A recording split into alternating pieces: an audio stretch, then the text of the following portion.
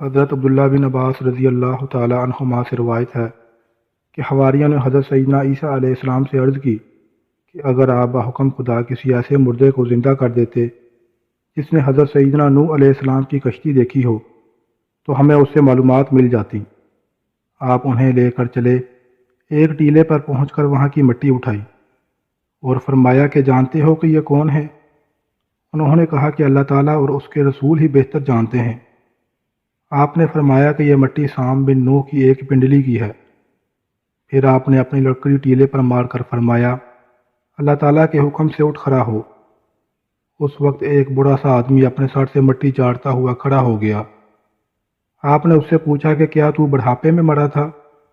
اس نے کہا کہ نہیں، مرا تو جوانی میں تھا، لیکن اب دل میں قیامت کی دہشت بیٹھ گئی ہے کہ ابھی قیامت ہو گئی ہے۔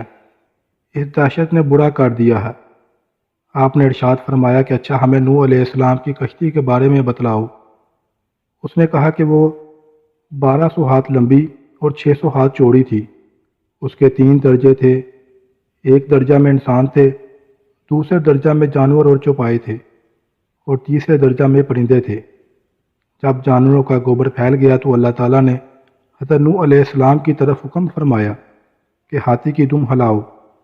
آپ کے دم ہلاتے ہی خنزیر نر اور مادہ نکل آئے اور وہ گوبر کھانے لگے۔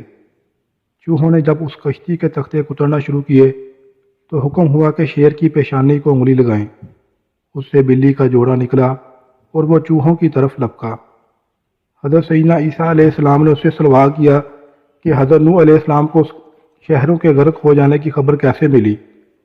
اس نے جواب دیا کہ آپ نے کوا بھیجا تاکہ خبر لائے، لیکن وہ جا کر ایک لاش پر بیٹھ گیا۔ اس نے واپسی میں تاخیر کر دی۔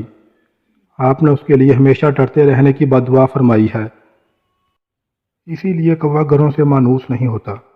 پھر آپ نے کبوتر بھیجا اور وہ اپنی چونچ میں زیتون کا پتا لے کر آیا اور اپنے پنجوں میں خشک مٹی لایا۔ اس سے شہروں کے غرقابی کے بارے میں آپ کو معلوم ہوا۔ آپ نے اس کی گردن میں خصرے کا ہار ڈال دیا اور اس کے لیے امن و انس کی دعا کی، اسی لیے وہ گھروں میں رہتا سہتا ہے۔ حواریوں نے کہا کہ اے اللہ کے رسول، آپ انہیں ہمارے ہاں لے چلیں کہ ہم بیٹھ کر ان کی اور بھی باتیں سنیں۔ آپ نے فرمایا کہ یہ تمہارے ہاں کیسے آ سکتا ہے جب کہ اس کی روزی ہی نہیں ہے؟ پھر آپ نے فرمایا کہ اللہ تعالیٰ کے حکم سے جیسے پہلے تھا ویسا ہی ہو جا۔ وہ اسی وقت مٹی میں ہو گیا۔